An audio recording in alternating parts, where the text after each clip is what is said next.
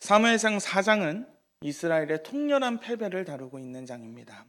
하나님의 영광이 떠났다라는 것을 이가봇이라는 단어를 통해서 우리는 볼 수 있었습니다.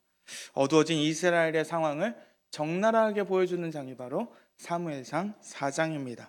결국 사사기의 망령이 아직 끝나지 않은 이스라엘은 온 백성과 그 백성들 사이에 하나님과 사이를 연결하는 제사장들의 타락의 결과를 뼈저리게 느끼게 되었다는 사실입니다.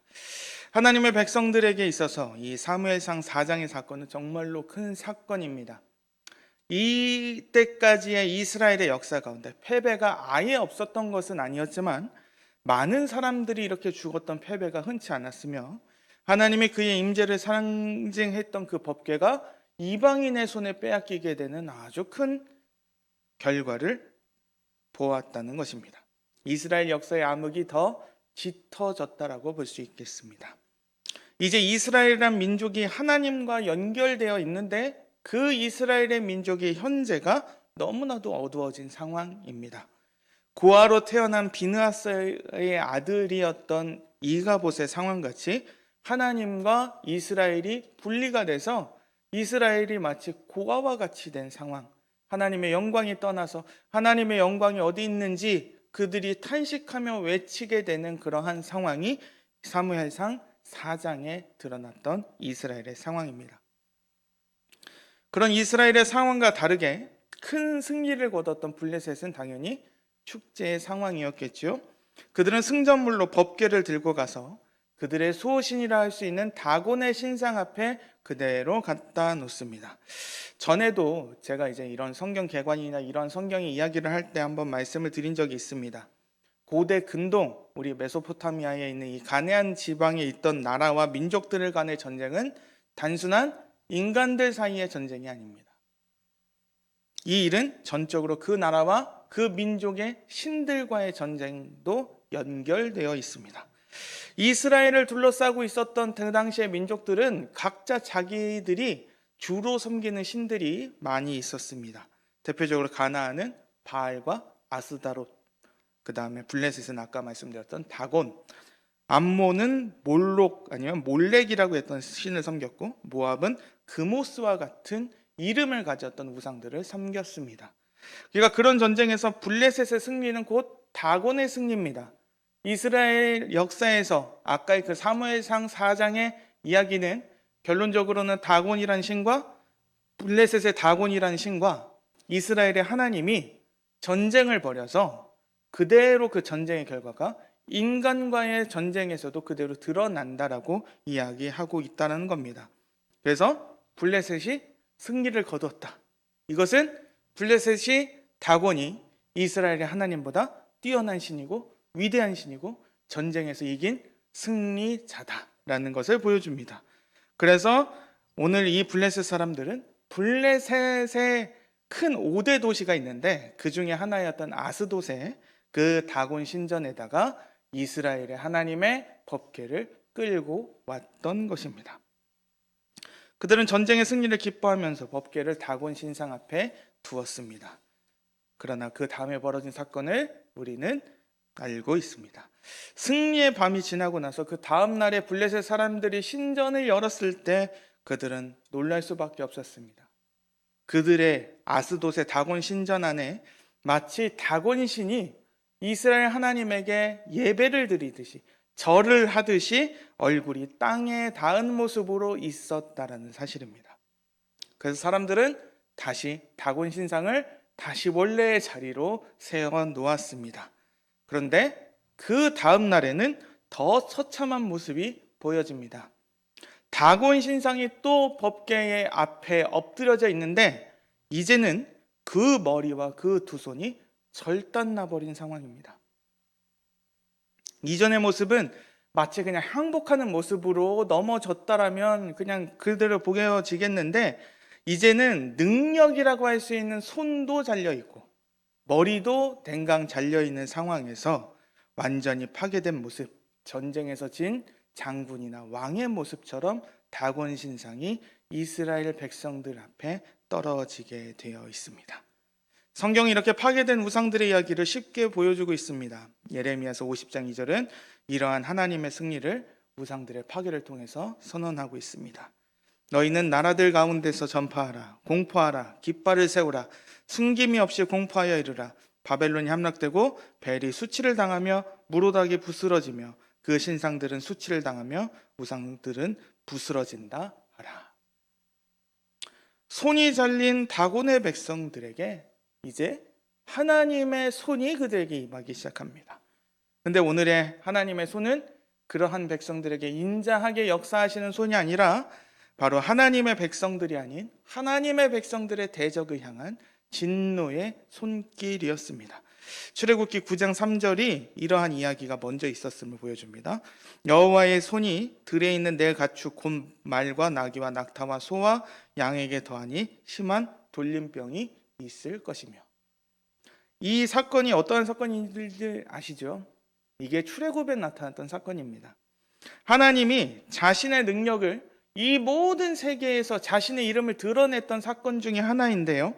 분명 이스라엘이 이집트의 노예로 400년이 넘는 세월 동안 그들이 그렇게 있는 가중에 그들을 노예 상황에서 건져내시는 분은 모세도 아니고 아론도 아니고 이집트의 바로도 아니고 이집트의 수많은 신들과 심지어 그 수많은 신들의 아들이라고 하는 파라오도 하나님 앞에서는 아무것도 아님을 보여주는 하나님의 손이 드러났던 사건입니다.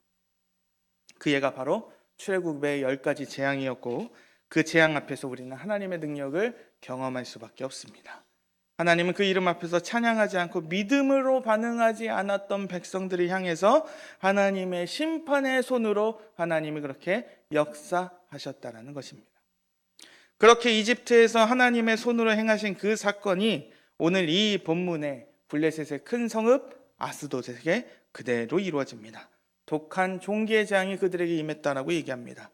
블레셋 사람들의 신은 아무런 능력을 행할 수가 없습니다. 그저 하나님 앞에 무기력한 돌덩이밖에 되지 않았다라는 사실입니다. 블레셋 사람들은 이 재앙의 원인을 분명히 알고 있었습니다. 바로 그들에게 패배한 이스라엘의 신이 그 법궤가 그들에게 왔을 때에 그들은 그 신이 정복당하는 그저 패배자의 신으로만 그대로 있는 줄로만 알았는데 오히려 그들의 전쟁에서 떨었던 그 고백을 다시금 생각할 수밖에 없다라는 사실입니다. 사무엘상 4장 8절에서는 블레셋 사람들이 이렇게 고백합니다. 우리에게 화로다. 누가 우리를 이 능하신 신들의 손에서 건지리요. 그들은 광야에서 여러 가지의 재앙으로 애굽인을 친 신들이니라.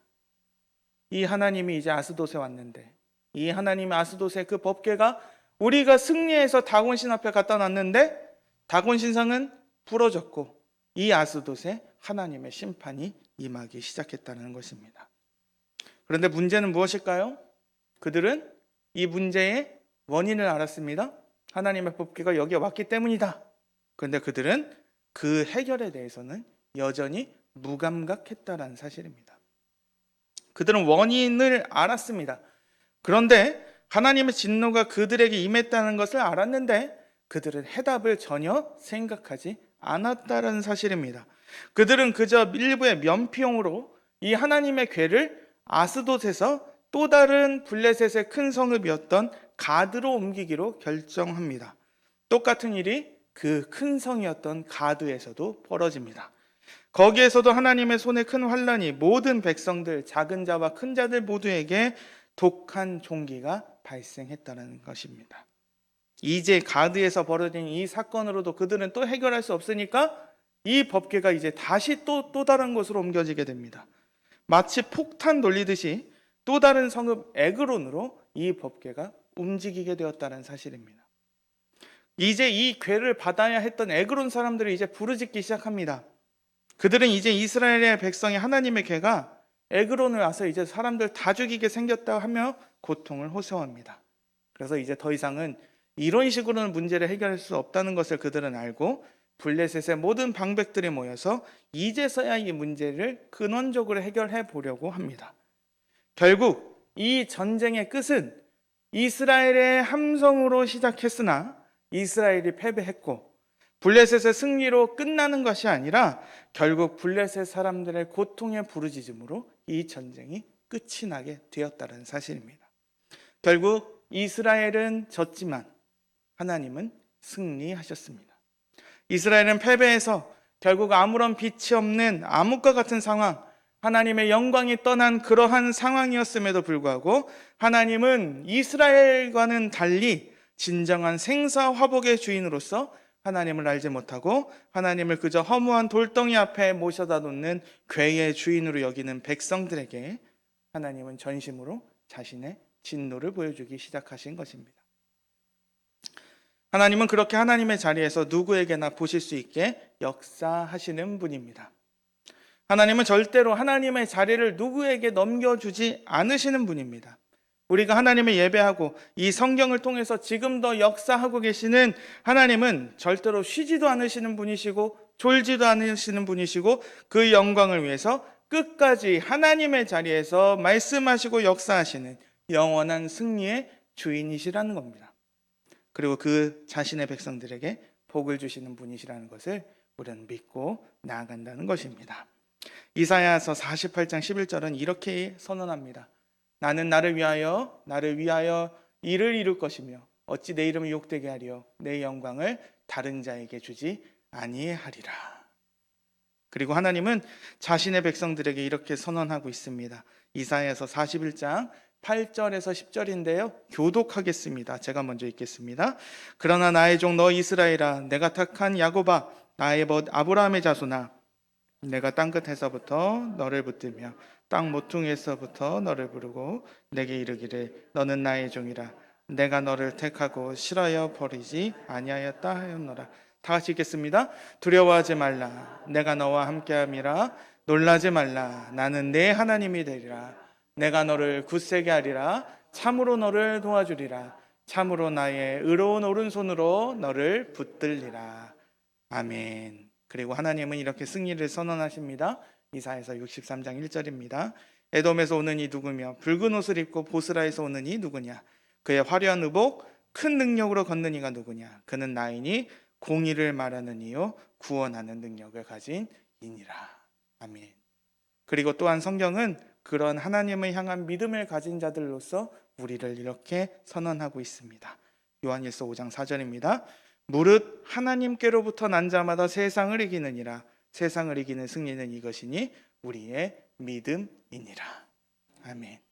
우리는 그래서 승리하시는 하나님의 백성이고 그 하나님의 승리가 바로 우리의 승리로 연결되는 그런 복된 백성들이라는 사실입니다. 그러한 하나님의 승리 앞에서 여전히 어리석었던 사람들의 모습은 애초로운 방편만 세운다는 것입니다. 먼저 다곤 신상이 무너졌을 때를 생각해 보십시오. 그들이 했던 일은 무엇일까요? 다곤 신상을 다시 세우는 일이었습니다. 그러니까 다시 어떻게 될까요? 이제 세울 것도 없이 하나님께서 그 다곤 신상을 박살내버리셨다는 겁니다. 하나님의 뜻 앞에서 그들은 하나님의 뜻을 순종하지 않았습니다. 어떻게 했을까요? 그냥 피하기만 했다는 사실입니다. 결국 그들은 하나님 앞에서 겸손히 하나님께 반응하는 것이 아니라 지금의 아픔의 끝에서 하나님을 찾지 않고 빨리 이게 지나가기를 그래서 이것만 빨리 좀 치워버렸으면 좋겠다는 식으로 하나님의 법규를 그렇게 치워버리고 있다는 사실입니다. 근데 이러한 일이 시대를 지나 지금도 오늘날 우리에게도 벌어지고 있다는 것입니다. 이 세상의 사람들을 보십시오. 수많은 증거들이 있습니다. 하나님이 살아계신 증거를 드러내고 하나님의 능력이 드러난 일이 이 하늘과 땅에 가득해도 그들은 그들은 하나의 일만 집중하는데 그건 뭘까요? 오직 하나님을 인정하지 않는다는 것입니다. 하나님을 드러내는 증거가 가득하지만 그들은 애써 무시합니다. 그들은 치워버리기 원하고 그들은 더 알기 싫어하고 그들은 하나님을 예배하기 싫어한다라는 사실입니다. 하나님을 알지 못하는 이들의 방법입니다. 아무리 존경받는 인생을 살았다 하더라도 심지어 법 없이 살 수 있는 사람이라 할지라도 그들은 하나님을 인정하는 것, 하나님을 믿고 하나님을 예배하는 인생을 거부합니다. 하나님을 알지 못하는 사람들이라는 것입니다. 다 할 수 있을 것 같아요. 다 해줄 것 같아요. 근데 딱 하나만 못합니다. 뭘까요? 하나님을 믿는 일을 못합니다. 하나님을 사랑하는 일을 못하고 하나님의 그 믿음을 그들은 받아들이는 일을 끝까지 거부하고 있다는 것입니다. 인간의 어리석음은 그저 그 사람이 많이 배웠다, 많이 못 배웠다의 문제가 아닙니다. 교양이 있다, 교양이 없다의 문제가 아닙니다. 그들은 이러한 하나님을 인정하지 못하고 하나님의 승리 앞에서 여전히 하나님을 인정하지 않는다는 것에 있습니다.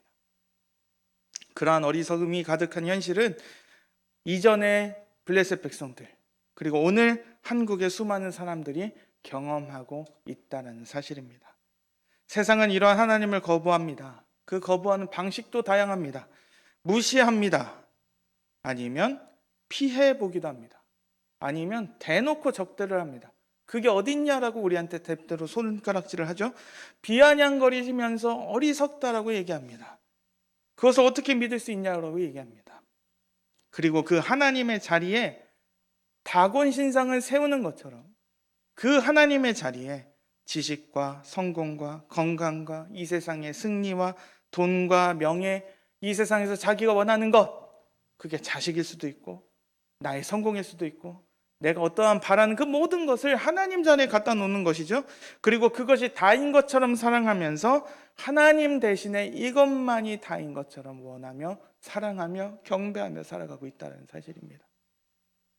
그러나 그러한 어리석은 인간들의 결과를 우리는 보게 된다는 것입니다.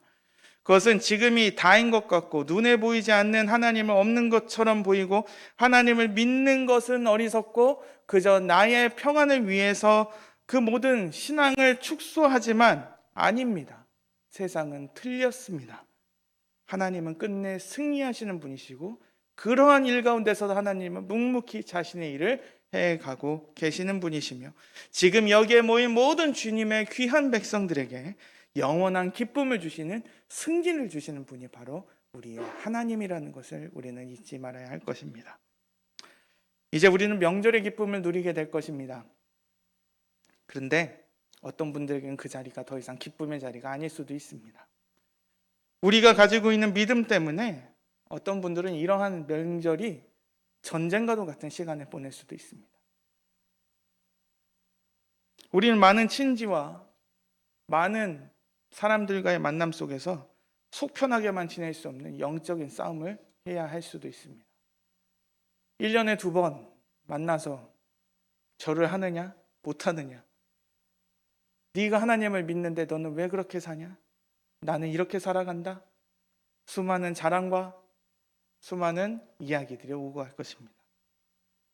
그럴 때마다 우리에게는 오늘의 이 승리하시는 주님이 있다는 것을 우리는 잊지 않으셨으면 좋겠습니다. 심지어 자신들의 백성들이 승리하는 지금이 아니더라도 하나님은 끝내 우리 안에서 승리를 주시는 분이시라는 것입니다. 그리고 승리를 주시는 분은 그냥 어느 한 지방의 이방 신이 아니라 온 우주의 창조자고 지금도 역사하시고 죽기까지 우리를 사랑하신 하나님이라는 것을 우리는 잊지 말아야 한다는 것입니다. 이런 하나님을 알고 이런 하나님으로 인해서 우리가 끝까지 인내하시면서 믿고 나아가는 백성들이 정말로 복된 승리의 백성들입니다. 하나님의 승리는 이러한 백성들과 같이 누리는 승리의 자리로 우리를 인도하실 것입니다. 그리고 저 천국에서 우리를 맞아주시는 하나님의 그 놀라운 승리의 기쁨의 자리를 오늘 이 자리서부터 그리고 내일 있는 그 하루하루부터 같이 걸어가시는 우리 귀한 성도님들과 제가 되었으면 좋겠습니다.